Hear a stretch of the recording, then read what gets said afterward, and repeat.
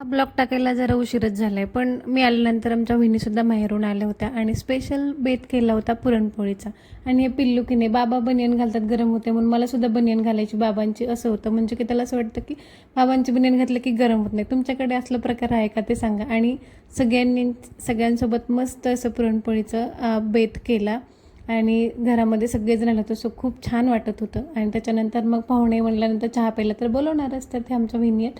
आणि इथं की नाही होळी पहिली आणि मला तो मग क्षण मोहावरता आला नाही की व्हिडिओमध्ये कॅप्चर करावा. आणि इथं परत एका दुसऱ्या वहिनींकडे सरबत पहिला बोललं होतं, तर त्यांनीसुद्धा मस्त असा सरबत पाजला आणि छान अशा गप्पा झाल्या. खरंच माहेरी गेल्यानंतर की नाही हे एक वेगळंच सुख असतं आणि खूप छान वाटतं ज्यावेळेस आपल्याला असं कोणीतरी चहा प्यायला सरबत प्यायला बोलवतं. त्याच्यानंतर दुपारी मग आम्ही गेलो होतो शेतात, मी, आई आणि राघव तिघंजण. आईचं काही तर शेंगा, भुईमुगाच्या शेंगा तोडायला चालू होता आणि आम्ही आंब्याच्या सावलीला बसलेलो होतो. आणि नंतर मग 5-6 वाजता वहिनी उशिरानं शेतामध्ये आल्या.